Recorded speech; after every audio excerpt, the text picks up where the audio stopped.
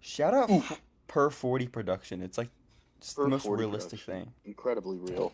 I mean, that's how Incredibly many, real. many minutes there are to produce. It's Mhm. true. It's more realistic than per 36. Those 4 minutes you lose.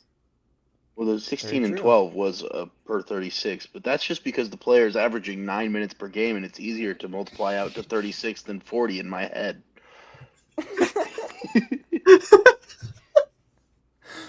I love that Welcome math. back. Today on the show, we're doing a WNBA sophomore check-in. So we'll talk about, of course, Caitlin, Angel, Camille Cardoso, and then also Leonie Phoebus and some other older second-year players. Let's get right into it.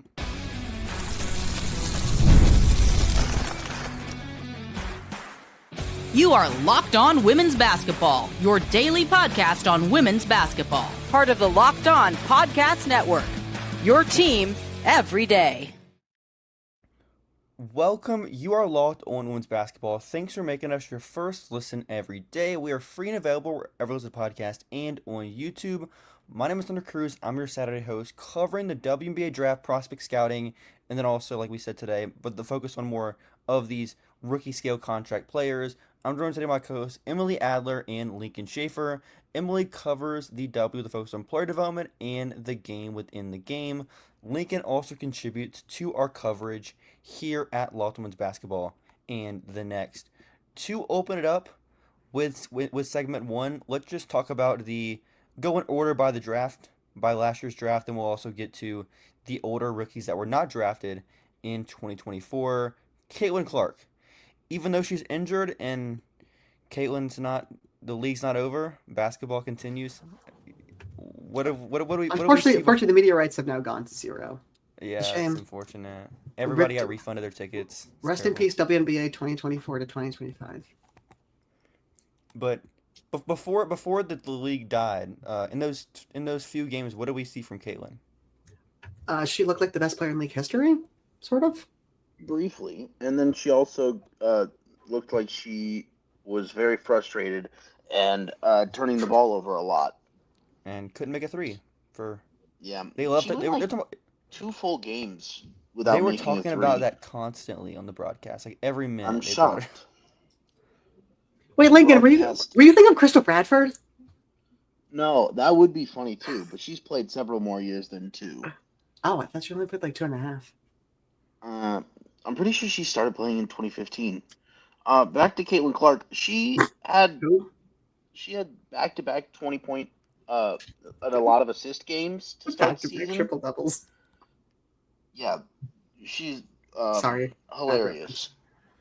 You know, Crystal Bradford's played 3 seasons of at least 15 games: 2015, 2021, and now 2025. Okay, I was pretty close.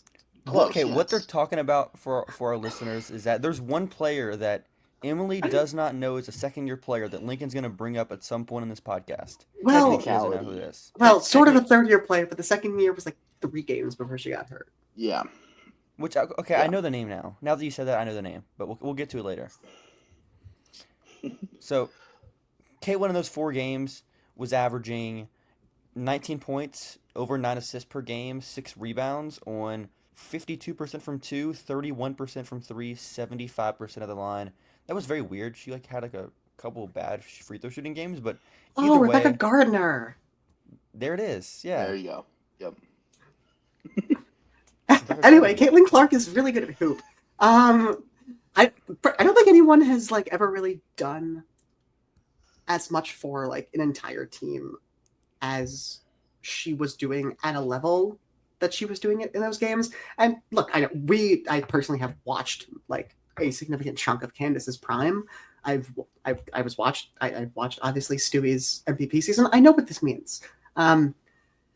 But she was genuinely holding her own on defense in a way that was very close to, I think what we had seen a little bit of at Iowa would be projected to be her ceiling. It was very competitive. It was downright impressive. Mm-hmm. That first game, her defense was at a level that I'm not sure I even saw coming. She was playing really, really solid defense. The whole Indiana team was playing really solid defense. She's averaging 8.8 3-point attempts per game and over 9 assists per game. I really just want her to get 9 3-point attempts and 9 assists per game for a whole season because I think it'd be funny. Yeah. Big number's good. 10 and 10 would be even better. 10 and 11 would be better than that. 11-11. That's the ceiling is the roof. The ceiling is the roof. Number 2 in the draft was Cameron Brink. We'll talk about probably 15-20 minutes of Cam once Cam gets back from her ACL injury and starts playing games. Number 3 was Camille Cardoso. This season, these stats are before, as we record this video on Thursday, so they might be a little bit outdated by the time you watch this, but in those... This should include the Dallas game if you're looking at her hoop stats. Her hoop stats, okay. Yeah. You have the numbers right there? Give me 2 seconds. Don't you just love the best? She had 23 points, 8 rebounds on 9 of 13 shooting against Dallas tonight. So including, which I'm told is good. Including tonight's game, she's averaging a shade under 13 points a game in about 23 and a half minutes, 7 boards, 2 assists against less than 2 turnovers. She's averaging a combined stock a game. She's shooting about 55% from the field, and has made 6 of her 8 free throw attempts. Statistically, nice impact. Yeah, I really, really enjoy Camilla's passing. The way that she, like, on the move, getting to the rim, kickouts from the post, she just knows where the ball should go and is tremendously talented at getting it there. But sometimes there are other things. But I genuinely really but there are other parts of the game. Yeah, there are other parts of the game. But she's, to me, one of the best passing centers in the WNBA already. Right. We're going to have this. And she's 6'7". Yeah, I mean, it's going to be kind of the same deal with her and Angel, but at like different height positions, which is like the passing is great. That is something. It's easier look at Angel. It's easier at Angel's position to lean on passing as a way to provide positive value. Drives and stuff like that. Yeah, it's easier to provide positive value in spite of everything else for Angel than it is for Kamilla, because like the stats are what they are. It's not. It's very convincing what she did tonight, but also a lot of that was just catch and shoot layups. Whether that was a quick seal. Look, the quick seals against the smaller defenders were nice because you're gonna be against smaller centers most of the time, but you should also be able to do that against 6'4" and decent strength, and not just Maisha Hines-Allen, Melissa Smith, that sort of deal. If Kamilla played so Dallas every night, then she'd be the best center in the league. Unfortunately, there are other teams. So, like, her finishing on anything but like a square to the hoop set setup off of a drop step, it's really bad. Like, she just has no ability to slow herself down. Doing the thing again where she gets to about where she wants to be on the block, and then just kind of throws her left shoulder into somebody, bounces off of it, and flings it up over her head while falling to her right side. And that's just not a very good way to try and shoot the ball. It's predictable, it's defendable, and it doesn't convert to free throws either. Yeah. And the impact at the level, at screening, it's not there. As a DHO hub, it's not. It's maybe getting there. I wouldn't write it off yet, but it's not there yet, at least. The defensive effort is pitiful, I think, at best. And her transition game is truly bad. And these are areas she was really encouraging to me defensively last year with how she was moving in space on the in drop. It's really weird backsliding to me. That's why I'm like, okay, it's still only 4 or 5 games. Like, it's a data point. She's for vibing. Sure.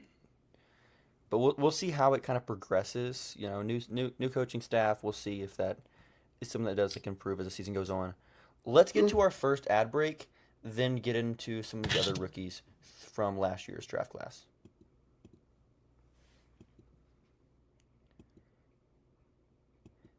It is playoff season in the NBA, which means big performances and even bigger rewards. With DoorDash, you can use the They Swoosh You Score program. Anytime a player scores 50 or more points in a playoff game, Dash Pass members score a free 3-piece crispy tenders combo from Wingstop the very next day. Just place an order of $20 or more. Use the code Wingstop50 at checkout, and that combo is yours. Offer valid noon to midnight the day after the game. Terms apply. So here's the play. Sign up for Dash Pass to unlock this and more exclusive deals all season long.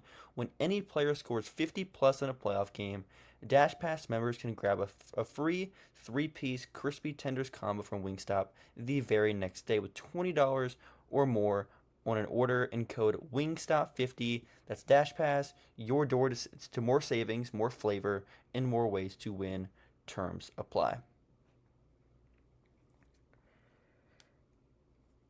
Okay, to start off segment 2, number 4 in the draft was Rakia Jackson. Any thoughts on Rakia? It's like, 3 games she was injured, I believe it was. She missed a couple games from that.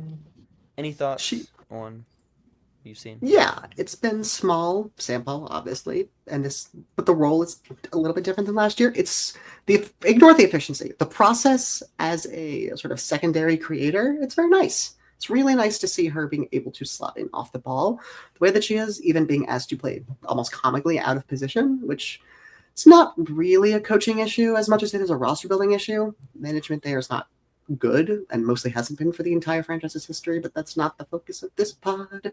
It'll be the focus of other pods that we've already done. But it's encouraging. Again, she's toggling well. She is really getting the footwork down on the catch and shoot threes that, was super inconsistent, I think, at college, especially at Mississippi State for her. And it's just really nice to see there. I'm really interested to see what happens in terms of how they play in and out of the paint with the bigs when Cam comes back. But we already know what happens sort of with this kind of wing forward archetypes when you have to play with a ping bound center versus when the offense is more flowing. Look at Nyesha Hines-Allen from Minnesota to Dallas. Look at Jordan Horston and Rakia from Tennessee to where they are in their W careers. This thing kind of keeps happening. Look at JC Sheldon from Ohio State, and even certain bench runs in Dallas last year to Connecticut this year. So as long as they keep sort of in this setup, I like it. We'll see how the defense progresses. She'll be asked to do more as the season goes on. Yeah. I like it so far. Really encouraged. She's really hitting high end outcomes. Yeah, looking at her stats, she's not taking as many threes as I would have guessed based off of the games that I've watched.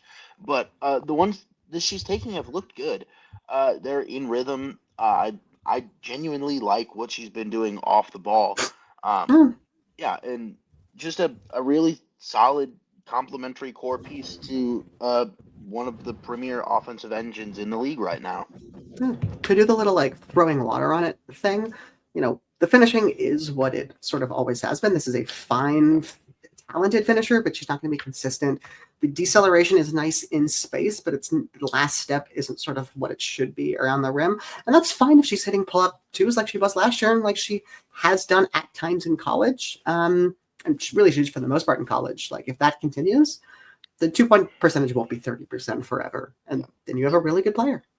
One of the things about the finishing that you see, she likes to operate in that 10 to 15 foot range, and that shows with 0 free throw attempts in 70 minutes played this season.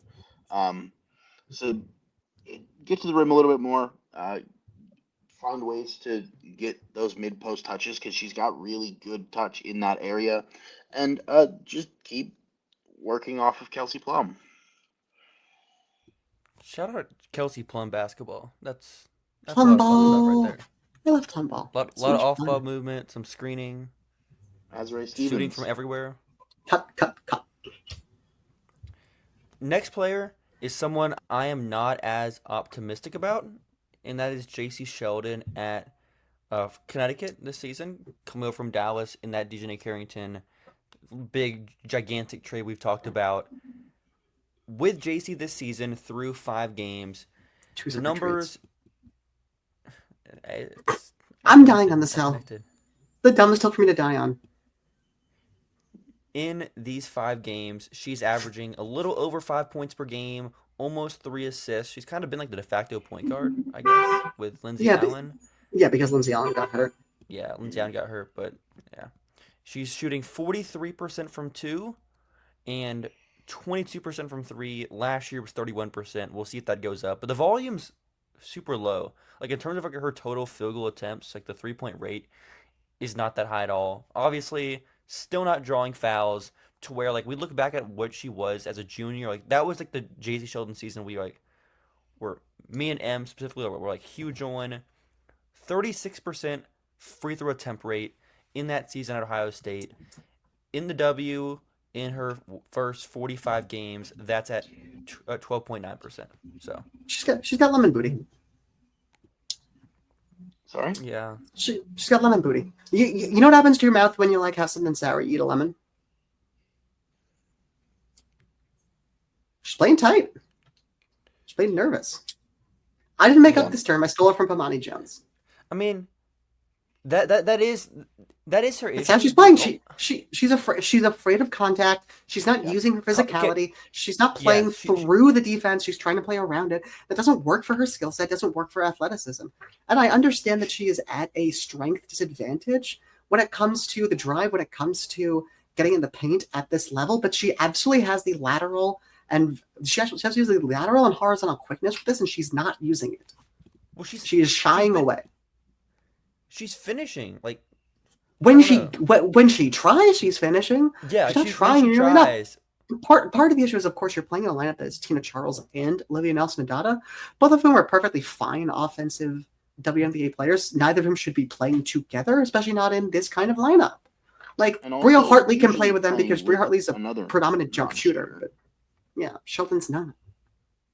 Yeah, the shot not translating. The 3-point shot not really working for her in the W is it did last year. Disappointment. It was 31%, but she was like 40% for most of the year. I'm pretty sure. And she was way better. She was also last year she was 40%. She was nearly 40% on open catch and shoot threes. She just took like almost 30 pull-up threes for some reason. Like the shot's there, and the shot's perfectly fine. It's just like she has to shoot though. It's like if you asked Rakia to be a post-up player, like for 70% of her usage for some reason. That wouldn't work. Could be fun. No, it wouldn't. I feel like post-ups is pretty fun. I love post-ups. Generally aren't fun. I love post-ups. Yeah, if it's a good player, sure. You want to watch Bree Jones post-up 20 times a game? Yes, absolutely. She's great at sealing deep. She is such a good sealer. Nobody seals like Bree Jones. Year? Well, that's true generally, but this year? She's been playing well. Yeah, they were good. She got on the Alicia Gray. She's had a couple big offensive games. Defensively, we won't talk about that, but offensively, she had some big games. All right, touche. I was thinking holistically. Shame on you. Yeah. Shame. We're talking about post sealing, just the art of post sealing here. You know? Yeah. The art of the post. Next player is Aaliyah Edwards. Only 2 games. I don't really have much to take away. She's still getting back from injury. She was popping around. She had a sick weak side block yesterday coming over. Mm-hmm. That was by yesterday we mean Wednesday. Wednesday. It was the Sykes Edwards double block. Like 2 minutes left in the game or something like that. It was a fun game. Washington Mystics play such funny basketball. They're the ideal team, frankly. Yeah, we're gonna make things very difficult for you. But it's also going to be difficult for us. We're going to have a rough time. It's going to be a rough game, but a lot is going to happen. They might set a record for the most clutch games. Every game they played this season went down to the clutch. Like, yeah, with like whatever. That's how you got a which is, by the way, how you got a coach fired. It's happened before. I'm not. To be clear, I've said on this pod explicitly that some coach should be fired. I'm not saying that he should be fired. I'm just saying they've done well. Ending up in a lot of clutch games and losing them is how you get fired. Well, they're won 3-3 so far. Yeah, they are. No, it's impressive. They beat They're not by 5. finish. They lost to Golden State by 2. They lost to Vegas by 3. They lost to Phoenix by 6. And then they beat Indiana by 6. If they end up 500, I'm voting Sydney for Coach of the Year. Also, they only have 3 players on their roster born before 2000. Again, Coach of the Year. Wow. That's ridiculous. What the... It would be... Shook Sutton, Brittany Sykes, Stephanie Dolson. Everyone else on the roster was born in the 2000s. But Suge was like 90s, That is late terrifying. 90s, Suge is like very 1998, last year. December 1998. Yeah. Yeah. Suge Sutton's the third oldest player on this team. I should not be like the third or fourth oldest player on a W team. That's not right. A competent team too. This is like not. It's not like Yeah, like a half the They're worst decent, team ever. 500. a literally half decent team. Wait, hold on. What record would you say is decent? 500, 600? I mean, 550? decent. You make the playoffs with a 420 win rate in this Place league. it. yeah. Does that make a 21% win percentage half decent? I mean, it depends on. I guess, but Back Do to you think- tradition. Here's the question: do you think the 8 seed historically has been a decent team? no. No. There's your answer. But the league would define them as decent. I don't think the league would define them as decent. I think the league would define them as televisable. You can show up and lose by 20 in the playoffs. Don't Get a that home game. goddamn paycheck. Shout out to the 2022 Aces Mercury series. Oh my god, I was thinking of that one. One of the weirdest playoff series I've ever seen in my life. Diamond took like 30 shots in one game. It was incredible. They almost won that one game. Jesus Christ! Wasn't It was a 1-point game wasn't in the Kayla Davis third on that team quarter. and she shot? Didn't Kayla Davis have like 15 points one of those games? Sounds right. Good lord! 2022 Phoenix Mercury, hilarious basketball team. Oh god, the things Tina Charles did in practice that year to get out of Phoenix. Go to Well, let's get to our final. Kayla ad Davis break. averaged 16 points in the playoffs for them. That's a hooper right there. That's Shut up. insane. All right, let's get to our final ad break. Then start with Angel Reese, who was drafted number 7 overall.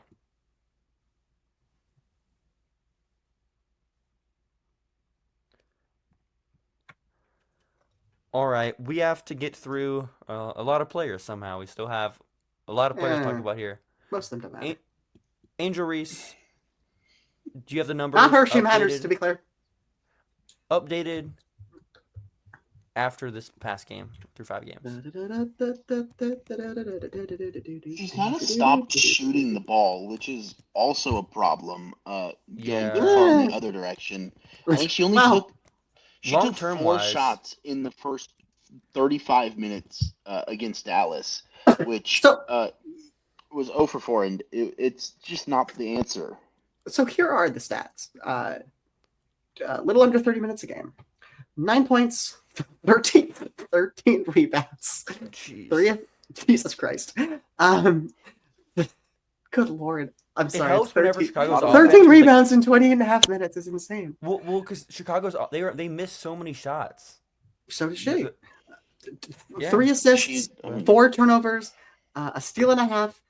Oh god. She is I think she leads the league in 31 and turnovers a so far. shooting 31.5% from the field. This all translates to 22% usage, which is fine. The passing's fun. The open court stuff is great. A true shooting inside of 4 feet is shooting of 39%. True offensive rebound percentage of 22.5%. And a 25% turnover rate. These are a lot of stats.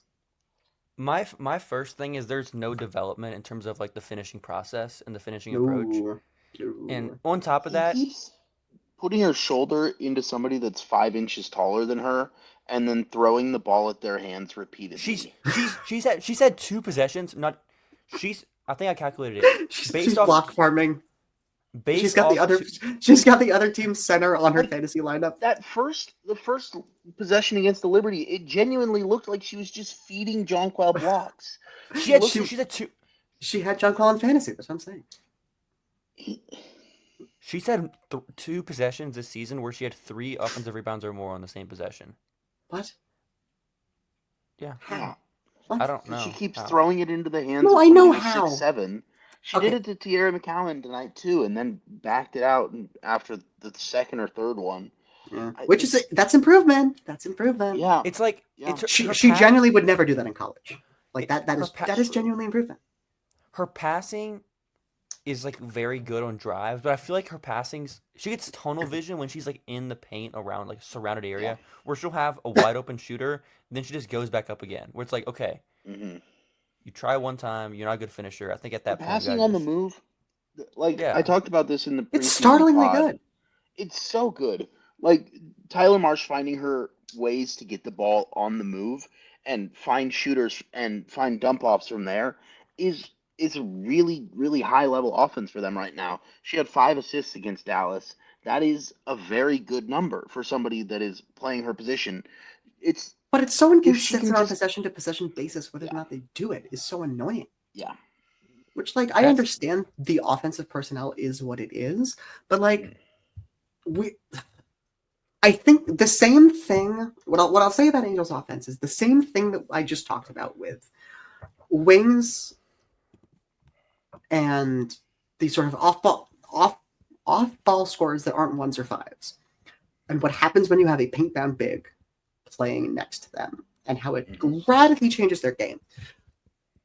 We need to see Angel next to a stretch five or at the five because this passing could actually be something serious. And we knew coming out of college, her game as a driver, even sort of notwithstanding whether or not you agree with like the sort of no calls that happen on her boards, like it's legitimately very talented and it's just she's very good. yeah.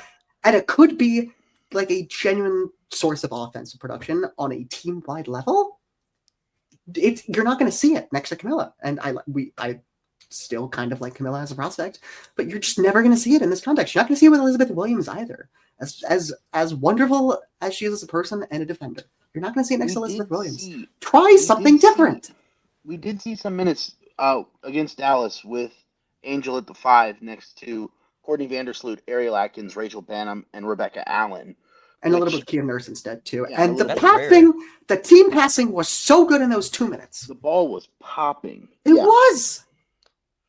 Okay, Yeah. question to wrap up You this should just sign conversation Mayshines, Allen. before we get to the rest of these players. If you had to bet on who would you bet on long term? If you had to pick one of these players for Chicago, who would you pick? Angel. Just given the play this season. I think I'd pick Kamilla. I would have picked Phil after last year, but like it's a real backslide.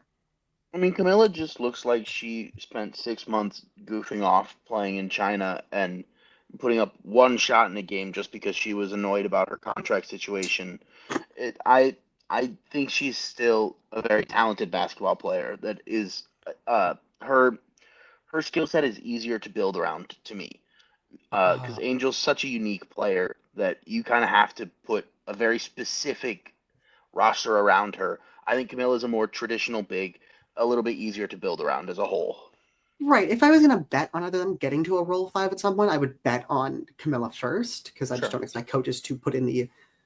I don't expect there to be a marriage of quality roster building by a front office and an eagerness to build around Angel coalescing. Right. I want to see it. It's probably not going to happen. For my answer, I think I still lean just Camille Cardoso. I think I had her as high as a prospect. It's still a little bit too early. Next player, Alyssa Peely. Any thoughts there? Nope.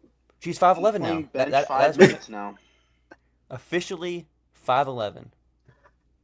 So vindicated. Or 6 foot in Air Force Ones. 6'1" in Air Force Ones. She's just their third center. It's cool. She comes in, plays a little bit of offense, hits centers that are 6 to 12 inches taller than her, and it's really funny because she was matched up with Kamilla in the Lynx Sky game. And who is 12 inches taller than her? Bernadette Patar? Is it I might be Hanshu? exaggerating. I mean, Hanshu is 12 inches taller than her, but she is at a height disadvantage and battling. She's fun to watch when she comes in. It doesn't happen very often. Yeah. Shout out Han. Most points in WNBA history from a player to never start a game. That's a Ultimate good bench trivia player. fact. No matter how many New York fans begged for it. Never started one game, but came and got Good buckets. reason. Next player, Leonie Phoebish. Any quick thoughts there? She's very good at basketball, and she fills a role that the New York Liberty need and does it at a high level. She's a really nice 3-and-D. Occasionally, she also will pass. Nothing else is going to come of it, and they don't need anything else to come. And she is quite tall. And for what? Given some of the shots she missed tonight, and by tonight I mean Thursday against Golden State, she's tall, and for what? She's kind of the exact same player if she's 5'11". I know, it's so funny. She's such a funny defender. They had her out there just chasing Carla, like which yeah, like, and Carla couldn't get anywhere. Yeah, she's really good screen navigator. Yeah. Yeah. Okay, Lincoln. To close it out, any just other players you have? I think we have. How come he gets Julie Van Loo? Yeah, Julie Van Loo. Third point guard. She's a hilarious basketball player. Second tonight. Second time. Friend Zoe said, Julie Van Loo does not make decisions. She just zoom and yeet. And she does indeed zoom and yeet. That's a good way to describe it. Run around, throw the ball. She's going to throw audacious passes. She loves a skip to the weak corner more than any other basketball player I've ever seen. And she loves to take crazy threes, and it rules. Segi Uzun is doing interesting things as the third point guard in Phoenix in limited minutes. What a goddamn testament to Alyssa Thomas that Segi Uzun has gone from the legitimate worst player in the league to, like, hey, she plays nice minutes. Yeah, she hit a pull-up three. She comes in, she picks people up full court, and she plays some nice point of attack defense. Yeah. Yeah, and Rebecca Gardner was my joke right down. She played 3 games 2 years ago before getting hurt and missing all of that season and all of last season. And she is a nice little bench role piece for New York. Come in, play some defense, can drive, plays really well in transition. Is a defender. She was picking up Haley Van Lith full court in HVL's first minutes as a WNBA player. Very rude. Just kind of rude. That's a basketball player right there. Yeah, that is. Hey, Rook, I'm going to bully you. And the only other player who's played at least 30 games that I think deserves at least a mention, Kay Martin. She's on the court. I was ask about her. She is running around and getting cardio in. She's hitting some threes sometimes. Yeah. Mm-hmm. That's about what they needed. They're sixth and last player on the team, or last guard on the team. Shoot, Golden State needs threes. They are taking. That's why Repair's coming. Hey, that's a fun fit. Shout out to Janelle Salon. A Valks beat was asking me on Tuesday at the game, sort of the rundown on Repair's game, and I was like, well, she is 6'5". She is tentatively a center. She is a talented 3-point shooter. Period. Cannot defend. No, she's a terrible defender. Imagine Repair in Chicago. I mean, it'd be offensively that would be so sick. That's what they need. I love that. To wrap up our second year player, to wrap up our second year players, are we wondering yet why Marquisha Davis wasn't a lottery pick? She hasn't played much. Into the bench, but I'm wondering. She's athletic. We'll see if she's definitely gonna be like a future Golden State. Not Golden State. She could go to Golden State. Toronto. Future Portland Fire. Future Portland, or maybe Cleveland. Maybe she's a future Melbourne Boomer. That said, thanks for making Locked On Women's Basketball your first listen or your second listen every day. Make sure to tune into Locked On Sports today. You can check it out. And you can get every night, every game, you'll get into an NBA champion's crown. Great local analysis on a national scale. That said, have a great rest of your weekend, everyone.